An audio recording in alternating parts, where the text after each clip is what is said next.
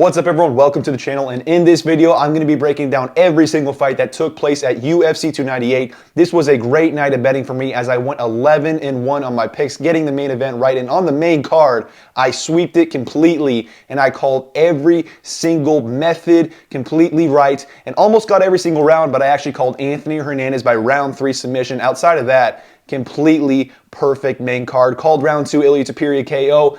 Anyways, let's start from the first fight of the card, which was Miranda Maverick versus Andrea Lee. I picked Miranda Maverick. I thought she would find the takedowns, win a very competitive decision, 29-28. She actually got it done, I believe, 30-27 across all scorecards. Maybe it was round 1 that the judges swayed either way.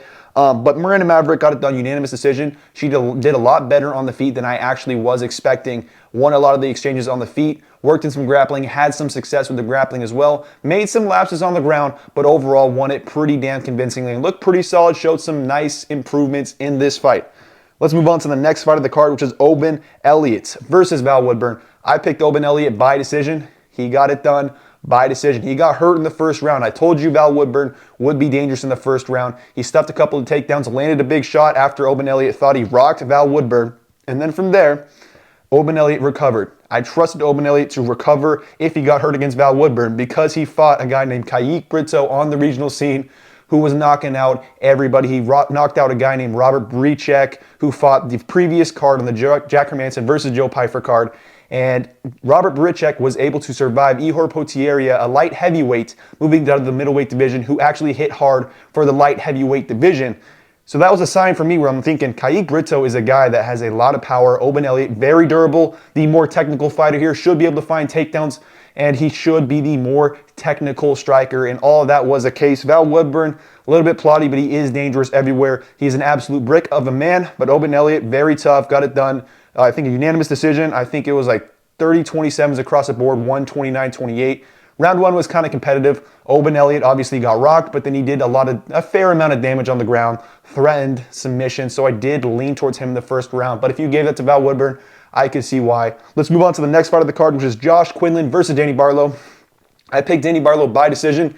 It almost made it there, but it actually ended up being a round 3 KO. He looked pretty good in this fight. I told you that the teep to the body would work. That knee could be a pretty big problem for him, but ultimately I leaned towards Danny Barlow because a southpaw could have brought problems to Josh Quinlan, who isn't a very technical striker. Sure, Josh Quinlan has knockout power, but Danny Barlow, pretty good at maintaining range, has some very nice counters. Pretty unorthodox considering he's a southpaw with some nice head kicks, nice low kicks, teep to the body, like I mentioned multiple times now.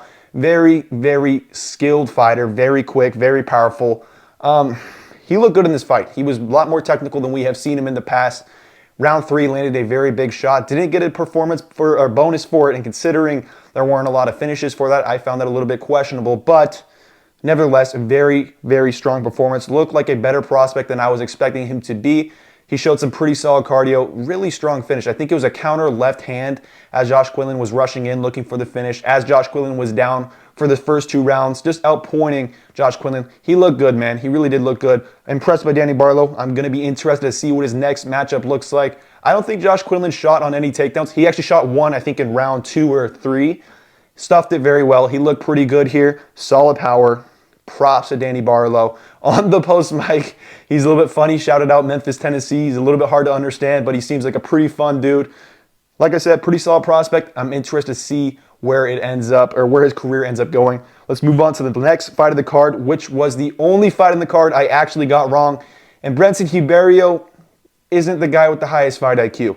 When I went back and watched on the regional scene, it's hard to tell that this guy has bad fight IQ because he's going out there knocking out a lot of people, having his way with a lot of people. But here, all he did was throw 1-2s nonstop. I swear he threw like 10 in a row. And yes, they were landing, but your opponent is eventually going to adjust to that. And Zhang Mingyang eventually did that in round 1 and found the knockout. I told you that this fight would be a round 1 knockout, and I was right here. Zhang Mingyang, pretty solid fighter. I mean, he gets tagged so much, which is why I did pick Brendson Ribeiro. And Brendson Ribeiro was winning up until the KO, and it was weird. Zhang Mingyang had his eye poked right before he got knocked out. He was kind of like looking at the ref, are you going to stop it? There was this brief stop in the action. The ref didn't separate it, but then went right back to it. And Brendson Ribeiro, shocker, I know, he went back to the 1-2 and ended up getting knocked out because of it. I think if Brendson Ribeiro worked the jab a little bit more and worked the low kick and just went with a little bit more variations in terms of what he was throwing, he would have won this fight. But obviously, not every fighter is Albert Einstein, and we can't bet on that. But Brendson Ribeiro was an underdog that I did pick, had a little bit of money on him. That was the only bet of the night that really missed for me. Great card, man. This was a good night for me. But Zhang Mingyang, let's talk about him. He's going to have some success in the light heavyweight division. He's got good power. He's got fairly quick hands. He was working in the low kick as well, so that was good from him. A little bit too hittable for my liking, so I don't know how far he will go. I think he's somewhat young. I'm not entirely sure. If I want to guess, I'm saying 28, but I could be completely off. The reason why I picked Brendson Ribeiro here is because Zhang Mingyang really didn't beat anyone good. At the promotion that he was fighting at, the fighters were horrible. For example, one of the guys he fought in the main event of that promotion as the champion was a guy that was 1-4. And if you just go through looking at the photos of the guys that he was fighting, they're fat, old, middle-aged men. So I wasn't going to be trusting him against Brendson Ribeiro. I was wrong. You got to pick these guys fighting out of horrible promotions. He got a decent win on the road to UFC, but even then, that was a flabby guy connecting on him a lot. Anyways, props to Zhang Mingyang. I think he's going to be a very fun fighter moving forward. And same thing with Brendson Ribeiro. If he's able to recover, I think he will still find some knockouts at the bottom of the light heavyweight division because the bottom of the light heavyweight division really isn't that solid. So let's move on to the next fight of the card, which was Rinya Nakamura versus Carlos Vera. I picked Rinya Nakamura. I said round 1 KO. He didn't want to keep the fight on the feet. He shot takedowns into the jiu-jitsu guy, and it wasn't a very fun fight. Granted, what we learned is that he has solid submission defense. Pretty high-level grappling. Joe Rogan will tell you about it. He mentioned it nonstop. But at the end of the day, Carlos Vera wasn't really threatening anything all that dangerous to Rinya. He was defending all the submissions very well. I think maybe there was a triangle attempt. No, maybe not. I don't think that. I'm thinking of the Miranda Maverick fight towards the end of round 3. But yeah, Rinya Nakamura just dominated this fight. Didn't really do much damage. Pretty boring fight. Just because after round 1, we could pretty much see that Rinya Nakamura was going to be able to defend everything that Carlos Vera had for him. He didn't really keep it on the feet. I was expecting him to, as he was the better, more dangerous striker in my opinion. Just didn't really get it done. It was the easy path to victory. Apparently, he broke his right hand in the first round, was apologizing to the fans, so that's pretty wholesome to see. I still think he's a pretty solid prospect. I think he's like a Japanese national world wrestling champion, something crazy like that. Good power in the hands. Now we know he's solid to submission defense. He obviously has some pretty good cardio. Fairly high fight IQ, but still I wouldn't have wanted him to shoot takedowns and entertain the grappling sequences as much as he did against Carlos Vera. We can't take away too much from this fight because Carlos Vera should not be in the UFC. Really is not that good of a fighter. But Rinya Nakamura won by decision. Not super impressive, but also we did learn some things about his game. That is nice to see. Still a great prospect. Let's move on to the next fight of the card, which is Marcos Rogerio de Lima versus Junior Tafa. Marcos Rogerio de Lima got it done by round 2 KO. Junior Tafa took this fight on almost less than a day's notice after his brother pulled out. Props to him for taking this fight. I picked Marcos Rogerio de Lima by round 3 submission. He got it done by round 2 KO. Props to him. I mean, he worked the low kick, and the low kick was money. Tafa had no response to it. After like 3, he was clearly limping on it. I didn't actually talk about this prediction in my full card predictions, obviously, since it happened so recently.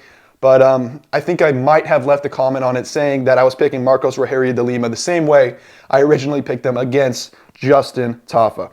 Landed the low kicks. Did entertain a little bit too much of the stand-up with Justin Tafa standing in the pocket a little bit too much. That did concern me, but ultimately he played it pretty well at the low kicks. Shot a takedown, did gas him out a little bit, and then found the finish in round 2. Basically a leg kick TKO as Tafa did go down, but he landed some follow-up shots, so I don't know if it will officially be credited of that. Marcos Rogerio de Lima, one of the better unranked heavyweight prospects. Not prospects. He is not a prospect. He's an old bag of milk. But he is also like a pretty good unranked heavyweight. And I'm actually looking here. It says he was ranked number 15. I don't think that was the case, but if it was, he's a solid placeholder for the heavyweight division. Just one of the better fat heavyweights. Let's move on to the next fight of the card, which is Amanda Lemos versus Mackenzie Dern. Now, I got something to say about this one. Amanda Lemos has horrible fight IQ. Why did you not just stand up or just try to find the follow-up shots of Mackenzie Dern? Why are you just grappling with her? Not only that, the reason why I'm mad is because I had a prize picks parlay, $20 on a 4-leg, everything hit except for Amanda Lemos' fantasy score. And it was at a 75.5 fantasy score. She ended up getting 74.6. If she landed 2 more significant strikes, it would have hit, or if she would have found the finish. And she could have found the finish, man. It's just low fight IQ. When she had success, she was entertaining the ground. The only time she was having adversity in this fight is when she was taking Mackenzie Dern to the ground. Then Mackenzie Dern was clearly the better grappler. but on the feet, she was the much better striker. Landed calf kicks in round 1, really swelling up the leg for Mackenzie Dern. We got some nice angles of Mackenzie Dern's ass. It was very great to see, but still, I want to see Amanda Lemos, my pick, finishing that fight, especially in round 2. Had her drop bad, landed some nice follow-up shots. I thought the ref was going to stop it at a point, but Amanda Lemos went into the grappling with Mackenzie Dern, allowed Mackenzie Dern to get full guard, slow down the fight. Low fight IQ. She still got it done, but I was actually expecting this to potentially be a robbery, seeing how they've done Mackenzie Dern in the past, where against Tecia Torres, I thought Tecia Torres pretty clearly won that fight, but nope, the judges gave it to Mackenzie Dern. It feels like in women's MMA with these grapplers, they're just a little bit more willing to score the fights towards them. But I do think 29-28 was the correct scorecard. Amanda Lemos did more damage on the feet in round 1. Sure, at the end of round 1, she wasn't doing too well, and Mackenzie Dern took over there. But round 2, super dominant, knockdown, good for Amanda Lemos. Looked like a very, very solid striker. Round 3 wasn't so good. I think she got knocked down or caught with the shot, which ended up leaving her on the ground. But she survived, had moments of her own. Lost round 3. 29-28, I think, was the right scorecard. Competitive round 1, but Amanda Lemos should have finished that fight in round 2. Low fight IQ, entertained the grappling way too much. I think she shot 2 takedowns. She should have shot none. Anyways, let's move on to the main card. Anthony Hernandez versus Roman Kopylov. I picked Anthony Hernandez by round 3 submission. He got it done by round 2 submission. Everyone was on Roman Kopylov, and I understand why. Solid takedown defense. I told you, he had solid takedown defense. 92% throughout his career. He was a 5-time hand-to-hand combat world Sambo champion, but I still went with the Anthony Hernandez side simply for the fact of it's something about these grapplers, and another one that I'm going to mention here is Merab. He fought next, but something about these grapplers that can shoot nonstop takedowns and kind of just not chain together their takedowns, but just transition from singles to doubles, come up top, land a shot up there. That is so much success, and I think Anthony Hernandez really is a solid prospect, and against the middleweight division, he is a great style to beat a lot of them. He just got to hit the weight room a little bit. He is a little bit saggy, but I do think he is pretty athletic. Nice power on the feet. I don't know. Typically, we see these grapplers with great gas tanks, great submission skills. They don't have the power that this guy has. Maybe it's not like the most devastating power like Ilia Topuria. We'll get to that fight in a moment, but he still has some power on the feet that you have to respect. He gained the respect from Roman Kopylov, was pressuring him at times, which made me nervous, but at the end of the day, he found the takedowns. I think he found 1 out of 11 in round 1. Roman Kopylov's takedown defense really held up, but the thing about Roman Kopylov and why I didn't trust him in this matchup is because on the feet, he kind of likes to pick his shots, doesn't have the most high volume approach at times, and also, although the body kicks were there, we have seen Anthony Hernandez get tagged to the body before. Sometimes these legs can get caught, and then grapplers can use this as entry to takedowns. So Anthony Hernandez looks like a great prospect. As soon as he got him down, got him into some solid positions, threatened the rear naked choke. Roman Kopylov fended off the hands pretty well. I still think Roman Kopylov is a very good striker. I just think this was a stylistic nightmare for the dude.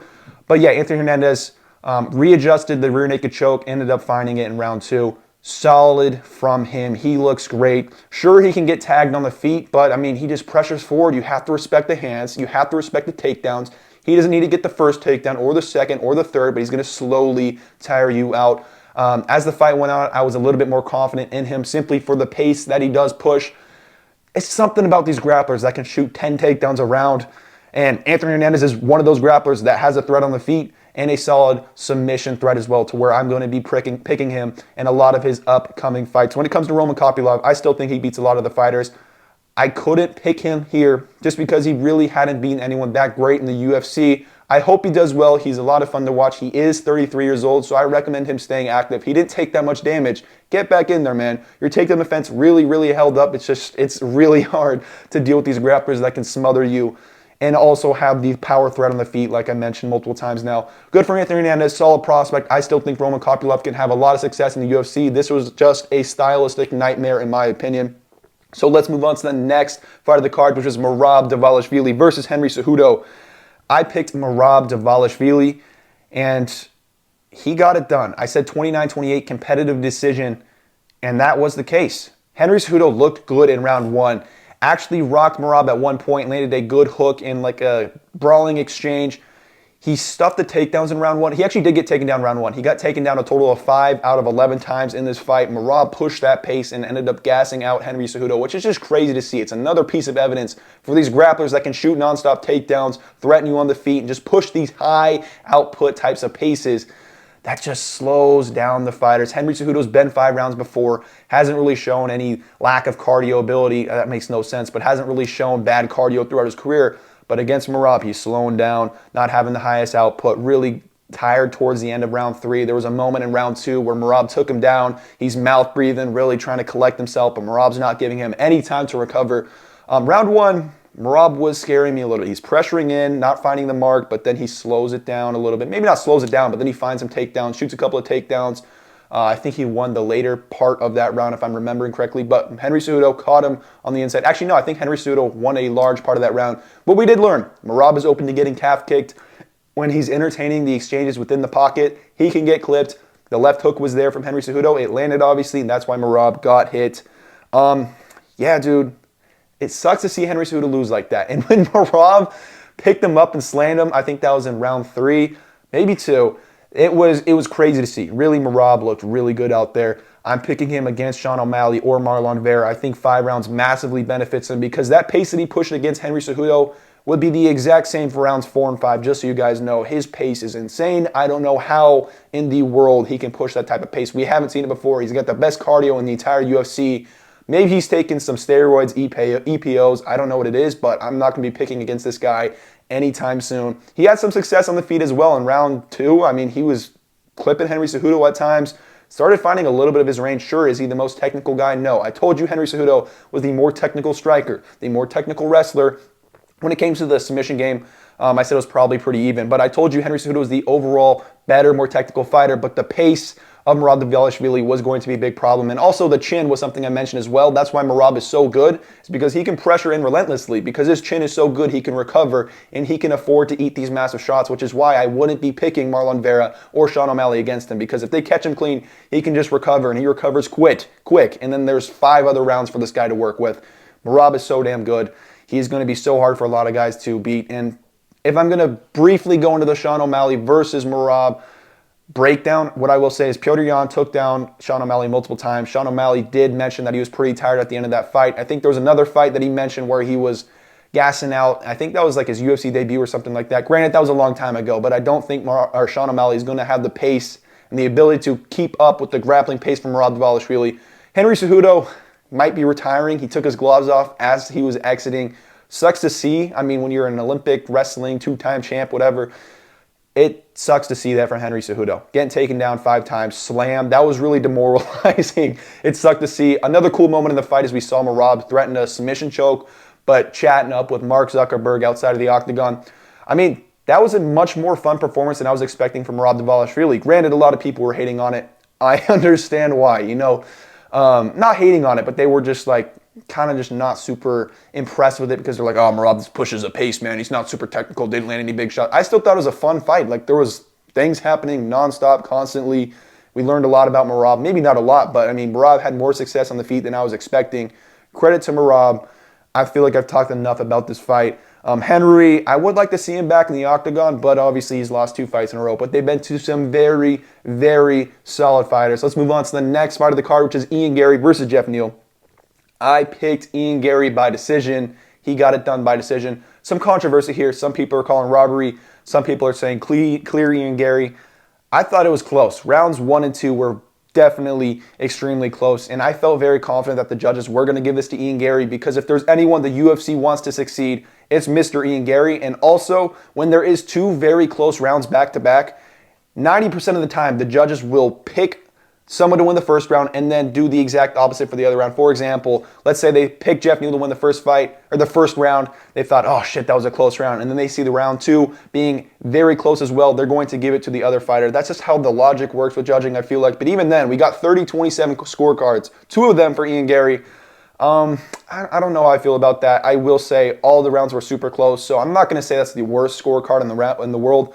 When it came to scoring the fight, I'm going to be honest, I don't remember which round I scored towards Ian Garry, but I did give it 29-28. I want to say I gave round 2 to Ian Garry and round 1 to Geoff Neal, but I could be mixing that up. Let me know in the comments what you guys thought, what round you thought Geoff Neal won, what rounds you thought Ian Garry won, but I think Ian Garry very clearly got round 3.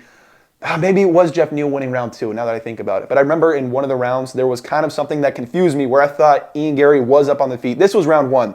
Round 1 confused me for this reason because I thought Ian Garry was outstriking Geoff Neal, but Geoff Neal was landing these slightly heavier shots. But then I want to say with like a minute left, the significant strike count was 12-12. And I was thinking, Geoff Neal's tied on significant strikes with Ian Garry. That doesn't seem right. And then for the rest of the round, Geoff Neal seemed to have more success, so I didn't mind giving that round to Geoff Neal. I want to say I gave round 1 to Geoff Neal, round 2 to Ian Garry, round 3 to Ian Garry, but I saw some people saying that on Twitter when I was just about to film this video that it was a robbery and Geoff Neal should have got rounds 1 and 2 was his clearest round. Maybe I'm tripping. I thought I scored 2 and 3 to Ian Garry. Could be flipping it up. But anyways, not a very fun performance. Let's talk about the performance itself. Geoff Neal clinched up way too much. I felt like he actually could have found a shot against Ian Garry if he just pressured in there, but he land a big shot, go for a big shot, and then clinch up with Ian Garry. Allow Ian Garry to survive. Geoff, you needed all 15 minutes to try and find that knockout. Sure, you could have won by decision, but it was so close. And that's the thing about fighters. I feel like any success they're having is just enhanced in their view of scoring. So many fighters are so clearly losing the fight, but their corners don't have the heart to tell them or just the brains to tell them. And when you're out there striking live, sometimes like your opponent's popping you with a jab and the adrenaline doesn't tell you how much it's like hurting or how bad it's looking on the TV. So they naturally think they win the fight. This isn't the greatest example of that, but like there was other examples, I think, on this card where fighters are holding up their hands and they're clearly losing the fights. But it's just so hard to score fights live as the fighter and even in the corner as well because you're trying to see all the different setups. I think every fighter should have someone in the corner just designated to scoring the fights, telling you how they think it's going to go, telling you whether or not they think it's a close round because these fighters could have massively benefited from both of their corners telling you that was a very close round. At the end of round 1, Ian Garry's corner was telling him, beautiful round, you did a great job there. Basically, confidently telling him that he got round 1. I don't agree with that. I thought round 1 was so damn close. Same thing with round 2. Round 3, clearly Ian Garry. Starting up a little bit right there. But I don't mind the decision towards Ian Garry. I don't think it was a robbery. Super close round 1 and round 2. But if you want to give Geoff Neal round 1 and round 2, I can get it. He landed the bigger strikes in both of those rounds. I felt like Ian Garry had the more volume. On the official recount, I think Ian Garry cleared on round 2 by like 5 or so strikes. That's the one I think I scored towards Ian Garry. But yeah, look, he got clipped at times. I'm going to be picking some fighters against Ian Garry. I still don't think this guy has the greatest chin. If JDM beats Gilbert Burns the way that I think he will, I will be picking JDM over Ian Garry. I don't think that fight's happening next, but Shavkat's another guy I'm picking over Ian Garry. Colby Covington's an interesting one. That's probably the next fight they're gonna make on the co-main event of Conor McGregor versus Michael Chandler. I don't know who I'll go with, and I'll say this.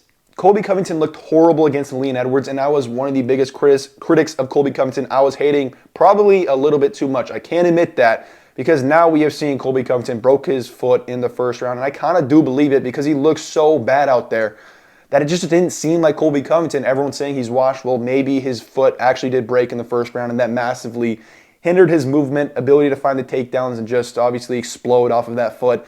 If that was the case, and before I make that prediction, I will do a lot of deep diving to see whether or not Colby's bullshitting because he bullshits a lot. But if that was the case, I'm picking like prime Colby Covington, the Colby Covington that fought Kamaru Usman for the second time over Ian Garry. Ian Garry hasn't shown solid takedown defense. Sure, he's stuffed the takedowns from Geoff Neal, but he's been taken down by Kenan Song, I think multiple times, by Gabe Green, and another fighter as well. Who's the other guy he fought? Darian Weeks. I think Darian Weeks took him down. Like his takedown defense hasn't been the greatest. Colby Covington will push a very good pace. And I don't think Ian Garry has that power that Colby Covington is going to respect. But maybe Colby Covington goes out there and does what he did against Leon Edwards and try to strike with him on the feet and just delusionally thinking he is going to win this fight. But ultimately, I don't mind the Ian Garry decision. I think it was very close. If it went to Geoff Neal, I wouldn't be calling it a massive robbery. I did think Ian Garry won it live. He does get hit, and it does concern me. Not a very fun fight. But Ian Garry's still a technical guy, one of the better strikers in the division. I would have liked to see the fight if Geoff Neal didn't clinch up so much, but it is what it is. Geoff Neal probably should have gone for it a little bit more. I felt like he could have found a big shot if he just pressured forward a little bit more on Ian Garry. And I know it's hard to pressure on the guy who's throwing a lot of the body kicks, some knees at the middle. And I do think that had a reasoning behind why the judges lean towards Ian Garry because they see the flashy kicks, they see the knees at the middle, and they immediately just want to go towards the side of the flashy things. And they were not always landing completely clean, but still, I think that it wasn't that bad of a decision. Let me know what you guys think in the comments down below. Am I completely tripping? Am I mixing up rounds 1 and 2? I don't know. Which rounds did you score for Geoff Neal or for Ian Garry? Anyways, that's enough talking about that fight. Let's move on to the next one, which was Robert Whittaker versus Paulo Costa. This should have been the fight of the night, but Mackenzie Dern versus Amanda Lemos got it. All right, man. But anyways, I picked Robert Whittaker by decision. He got it done by decision. Round one was crazy. He was winning the majority. He was working that jab very well. What he does very well is he kind of dips down and then throws that hook up top, kind of masks it in as a jab, so opponents will kind of shell up like this, and the hook will be there. It was landing a lot against Paulo Costa. The leg kicks were there for Robert Whittaker, and the leg kicks were there for Paulo Costa. Paulo Costa was looking for that hook a lot. Just a lot of fun exchanges here. Robert Whittaker overall was outpointing him for the first round, and then it came to like the last 10 seconds, and Paulo Costa lands a spinning wheel kick on the dome of Robert Whittaker. Robert Whittaker's chin holds up. Sure, he was rocked, but damn, I'm so surprised he wasn't flatlined off that shot. It landed so clean. Very great form from Paulo Costa. It looked like a very technically correct spinning wheel kick, so I would have expected him to potentially hurt Robert Whittaker, at least drop him. But the unorthodox jab from, I guess the southpaw jab from Dricus du Plessis drops Robert Whittaker, but the spinning wheel kick from Paulo Costa doesn't. I know Dricus du Plessis has good power, but it's just interesting to think about. His chin held up pretty well. It would have been interesting to see if that kick landed a little bit earlier on in the round. But Robert Whittaker survives, but loses the round despite being up for the majority of the time. And then round two hits. So yeah, he lost round one in my opinion. I think that was pretty clear. There was a judge that gave it 30-27 towards Robert Whittaker. I disagree with that. He was clearly rocked at the end. It could have been a finishing sequence if Paulo Costa landed it earlier, but Robert Whittaker seemed a little bit more in it than he was against Dricus du Plessis, and we've seen him recover from some pretty big strikes against Yoel Romero. So, I mean, I don't mind the idea of Robert Whittaker recovering and winning that fight, even if the kick landed earlier on. Moving on to round two, he won the fight, or he won round two and round three. I'm trying to remember what chronologically happened, but once again, we're seeing a lot of low kicks. Low kicks hurting both of these guys, drawing out big reactions from both of these guys, jab landing from both guys. Couple of the hooks landing for Paulo Costa. I was getting nervous for Robert Whittaker. I think, if I remember correctly, Paulo Costa was starting out pretty hot throughout the round, and then Robert Whittaker slowly closed the edge and made the gap even wider. But he'd have some big moments himself. Paulo Costa's chin held up. Robert Whittaker doesn't have the greatest power, so that's why I picked Whittaker by decision and expected this to go to a decision. In this fight, I think I just had a bet on Paulo Costa inside the distance, decision, no action, and then I had Robert Whittaker in a parlay that capped off with Ilia Topuria. And I think I had a parlay that turned like $1 into right around 100. I think it was like $103. That's the type of night it was for me. Anyways, talking about the Paulo Costa versus Robert Whittaker fight, rounds 2 and 3. Whittaker really, I mean, he did pretty damn good. His chin held up well. People were saying Paulo Costa has pillow hands. I think that's a little bit harsh because Marvin Vettori has a very good chin. And then at Salt Lake City, that was gassed out. That was a gassed out version of Paulo Costa. A lot of the fighters on that card were gassed out, not able to really land the shots that they wanted to in rounds 2 and 3. He clearly was gassing out in the past. Sure, he hasn't flatlined that many people and he TKOs a lot of people, but still has some power in there. He really is a bruiser. I mean, he's fun to watch, dude. I forgot how fun it was to watch Paulo Costa until tonight. That head kick was looking pretty good from Paulo Costa. He's got a nice head kick. He's impressive. Please stay active, Paulo Costa. We love to see you fight. You're kind of older right now. He's 32 years old. Stay active. I mean, fight like what? Roman Dolidze would make sense. You could beat the brakes off of Roman Dolidze. Maybe Nasruddin Imavov, but no, I say put him in fun fights. Get Paulo Costa some momentum. He's promotable. He's fun. He'll put on fun scraps. This should have been the fight of the night. I don't think I got into round 3. I think round 3 was very close, and then Robert Whittaker started to pull away for the majority of the round. Overall, Robert Whittaker showed that he's pretty technical. He's not washed. I think his next opponent might be maybe Jared Cannonier, Khamzat Chimaev, Kamaru Usman, or even Sean Strickland. There's a variety of opponents it can be. It'll be interesting to see where the UFC kind of match makes this middleweight division because it's up in the air. Who's getting the next title shot? I think it should be Sean Strickland. That was a very, very close fight. I'm not calling it a robbery, but a lot of controversy. Pretty big name out of Sean Strickland right now. He's making headlines everywhere. I mean, he's sparring Sneeko. Anyways, I won't go too into depth with that, but I'm thinking it would make sense to do DDP versus Sean Strickland, and then maybe co-main event of Israel Adesanya versus Khamzat Chimaev. That is such a fun matchup. Izzy versus Khamzat makes a lot of sense to me. I don't know what you do with Jared Cannonier, to be fair. So anyways, they got something to figure out. Rob looked good, man. He's not washed. Chin held up. His chin's not a glass chin, as some people were saying. Showcase some solid chin recovery. Sure, round 1 ended a little bit soon, but he looked good. Nice to see it. I hate when fighters look washed, and I'm glad Robert Whittaker didn't look washed. Another thing, very nice to see. Paulo Costa's fun. I think I've said everything I wanted to say about this fight. 29-28, correct scorecard. Let's move on to the next fight of the card, which was the main event, Ilia Topuria versus Alexander Volkanovski.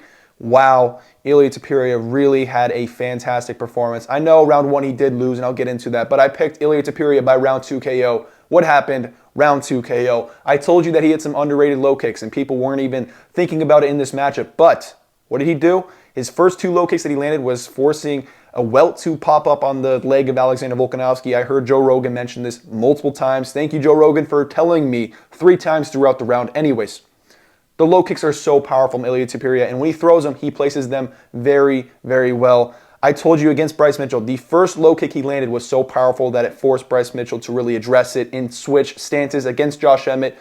He was landing like 5, 10. I think he landed like maybe 10 in that fight, and Josh Emmett's legs were clearly buckling a little bit on him. Super powerful low kicks. Really underrated part about his game. I was telling you that. And another part about this fight is he was just able to pressure a large part of the way. Sure, Volkanovski was landing that low kick. I said that would be there, but Ilia Topuria, I think, was doing a little bit of a better job of addressing it in round 2. He was pulling out his leg a little bit. Now I do think that it would have been there all fight long from Alexander Volkanovski, especially if he got his hands going a little bit more. But yeah, Volkanovski going with the kick-heavy approach early. A lot of low kicks, a lot of body kicks. He was looking for that head kick. I told you he would be looking for that. He was looking for it. Didn't land clean. I do truly think that Ilia Topuria's striking defense has evolved. He's holding up that head there, not really being a little bit impatient like he was against Jai Herbert. Against Jai Herbert, when he got caught with the head kick, he was rushing in for a knockout blow, swinging wildly on a hook and got caught with the head kick. Now he's holding that hand up. A little bit better defensively, in my opinion. I think he's going to be improving rapidly. There's no reason to think that he wouldn't keep improving. He's 27 years old. A lot of these guys that once they become champion become even more confident and they become much better fighters. The next fight here, I don't think it'll be a rematch with Alexander Volkanovski. Maybe not immediately. Maybe they do it a ways down the line. I don't know. There's a lot of potential UFC main events right now, so we could see Ilia Topuria fighting like 6 to 8 months from now. And that might be when they do the Volkanovski rematch. But I don't even know if they're going to do it. He got flatlined. He's coming off 2 straight knockout losses. So it might not even be in the UFC's interest. If Max Holloway beats Justin Gaethje, they'll probably do Ilia Topuria versus Max Holloway. But I don't think Max Holloway is going to beat Justin Gaethje. He has a good chance, yes, but I'm going to be picking Ilia Topuria there. Transitioning back to the fight. I got sidetracked there, my bad. But Ilia Topuria lost round 1 in my opinion. I think it was close. He had a moment where he staggered Volk, so some people were saying Ilia Topuria won. I saw on the tweets that they popped up on the pay-per-view that Ilia Topuria was up. I think 2 said Ilia was up, 1 said Volk was up. I do think Volk won round 1. He had the more volume. He landed more strikes, obviously. Although Ilia had potentially the bigger shots, they weren't big enough to sway the round in his favor. Volk was looking good, but there was not a moment throughout this fight where I was flipping my pick to Volk because I saw that Ilia was stalking him down slowly but surely, really getting close at some of the heavier strikes that he was throwing. There's a couple times where it glanced off the chin of Volkanovski, and Volk acknowledged it. He knew it was coming, but I do think that something about these guys that can throw longer, strung-out combinations, like an Ilia Topuria, and he's so good at kind of framing you in a way, and that's what he did do. He framed Volkanovski at that strike that he did land, pushed off on his face, pushed him kind of in the perfect place to land that big knockout blow. But it's just like Volk was kind of fighting at the pace of Ilia Topuria, and that's why I was feeling pretty confident on the Ilia Topuria side. Sure, Volk won round 1, but Ilia's going out there now with the highest output, not having Volk pressure him. And I do think if Volk was going to be pressuring him very heavily, it would have been in the later rounds. I said it would probably be in rounds 3 through 5. We obviously didn't get to see that, but Ilia Topuria keeping it very patient, I think that's a very solid part of his game. He's not going to force a knockout like he has done in the past against Jai Herbert, a little bit against Bryce Mitchell, but Bryce Mitchell didn't have as big of a striking threat as, Volkanovski or even Josh Emmett. And there's something to be said. Maybe Josh Emmett is really a great fighter. Don't book Josh Emmett versus Alexander Volkanovski. Something tells me Alexander Volkanovski would get flatlined. I'm just kidding. I would pick Volk in that matchup, but what do we even do with Volk, guys? I was cheering for Ilia because I picked Ilia, and both of these guys are guys that I love. Like both of my top 5 favorite fighters. I've been a big believer in Volk in the past, bet him pretty heavily against Max Holloway in the 3rd fight. That was my biggest bet of my entire lifetime, and he made me look like a genius. 50-45 them. Been a big believer in Volk in the past is what I'm saying here. But this was a matchup that I just couldn't trust him, considering he was coming off the knockout loss. And I'll say this much. I don't think that if Volk got KO'd by Makhachev, if we erase that fight, I think if that shot lands from Ilia Topuria, he still knocks out Volk. It was so clean. If not, it's hurting Volk, and Ilia can find some nice follow-up shots. His combinations are so good. He's so good at framing off and manipulating your weight into the right place to land his big blows. I mentioned this multiple times. Underrated low kicks. Volk was having success with his low kicks, body kicks, head kicks. If he were to change it, maybe he tries to pressure in. I would have liked to see him shoot a takedown. That could have, well, he did shoot a takedown, but maybe more takedowns. His entry wasn't like the greatest. I would have liked to see him going in on a single leg. I think when Bryce Mitchell took down Ilia Topuria, it was a single leg or kind of a takedown where he adjusted the angle, kind of circled his hips. Maybe that would have been a more better entry for an Alexander Volkanovski here. In a rematch, I'm picking Ilia Topuria. How can you not? Volk's coming off of 2 knockout losses.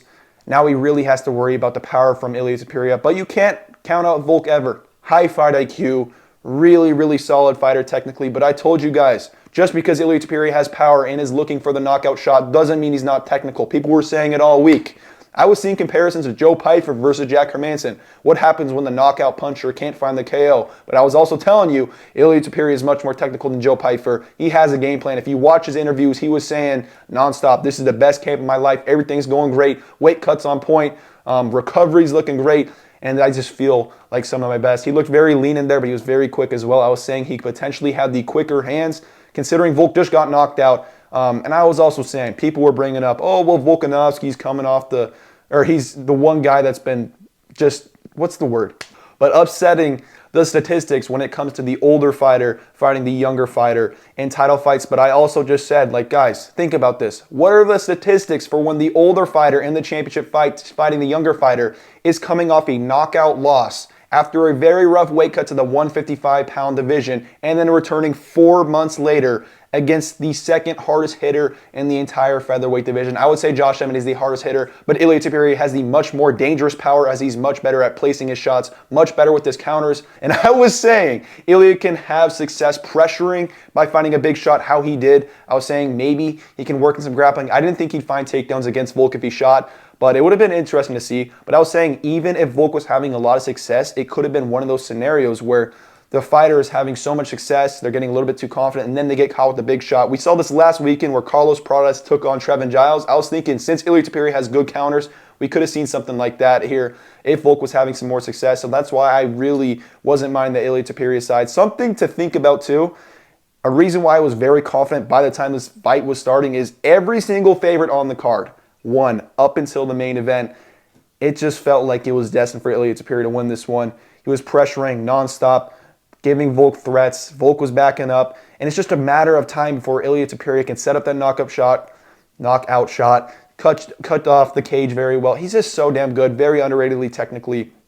Leg kick defense still didn't look great, but it seemed like he was adjusting to it a little bit better as the fight went on. Would have been interesting to see how this fight would have looked if it went late.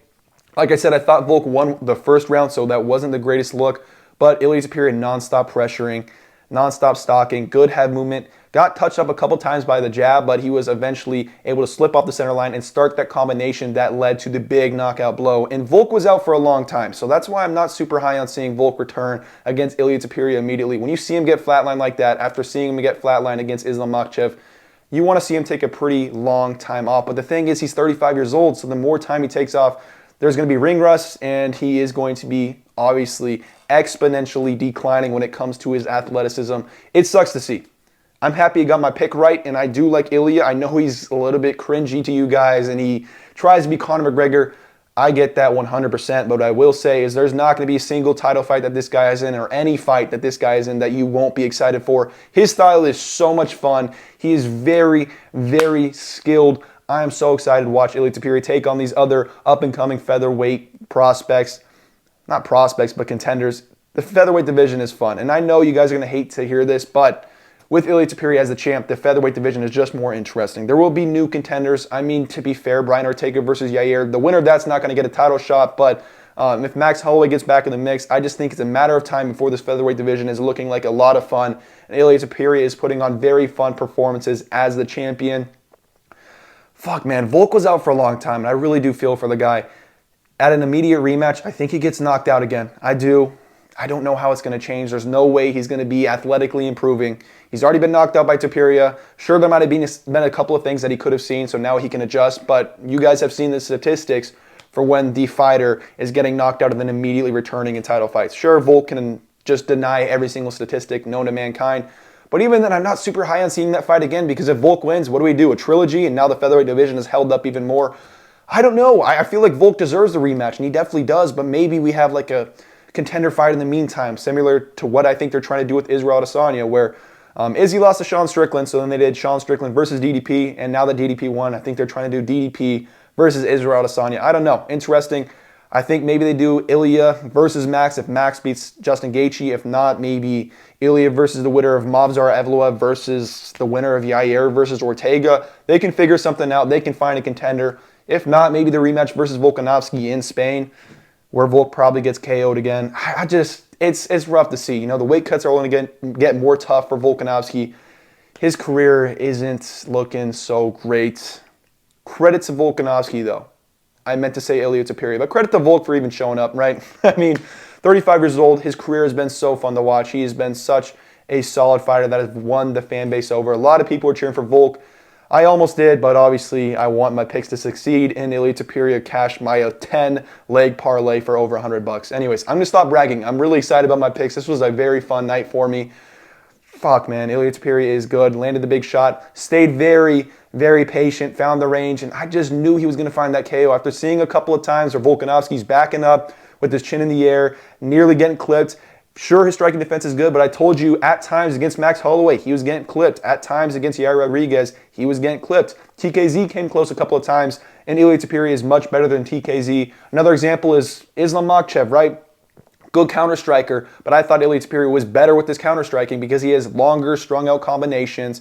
He was the more powerful guy, especially in this matchup, considering Volk was coming off a knockout loss after a rough weight cut down to the featherweight division on 4 months. After losing that. That just wasn't the smart idea. He needs a new manager, man. Why are you letting him do this? I know fighting gives him purpose, but bro, Volk, take a little bit of time off. Just something longer than 4 months, because your career isn't looking too good. Don't tarnish your resume. Don't tarnish your GOAT legacy. And now it's going to be interesting to see how people view him in comparison to Jose Aldo. But I think Ilia Topuria is so good. Could potentially become the featherweight GOAT. He's only 27 years old. Crazy to see. Fun to watch, right? I think I've broken down what I want to break down. Let me know what you guys thought about the fight. Where were you predicting? Anything you disagree with? I mean, bro, this was a very fun card for me. A lot of cool things that we learned about the top fighters in the division. Main card was a lot of fun. You know, the prelims, they were meh. There were some cool performances, but yeah, the main event was just crazy to see. Ilia Topuria, has almost over 2.5 million followers. I think I'm going to conclude the video here. Ilia Topuria looks great. Volkanovski on the decline. It sucks to say, but I don't mind the idea of Ilia Topuria beating prime Volkanovski. The way he stalked him down, the way he was able to pressure, I think he does that to any version of Volkanovski. The question is, can he find that shot, and does that shot drop Volkanovski down to one knee, as Volkanovski has done in the past against Chad Mendes, against these other guys? Another reason why I picked Ilia Topuria is because Chad Mendes had a very similar frame to him, and Chad Mendes was able to knock down Alexander Volkanovski, and the guys that could pressure could potentially find more success. I'm going to stop talking about that. Great job from Ilia Topuria. Pressured, very patient, found the big shot, was seemingly lining up that right shot, or that right hand. I told you the right hand could have been the one to find the knockout, and it was. I feel like I'm yapping a little bit now, so that's going to conclude this video. Thank you guys so much for watching. If you made it this far, it couldn't have been that bad of a video, so please like and subscribe. With that being said, I will see you in the next one. Peace.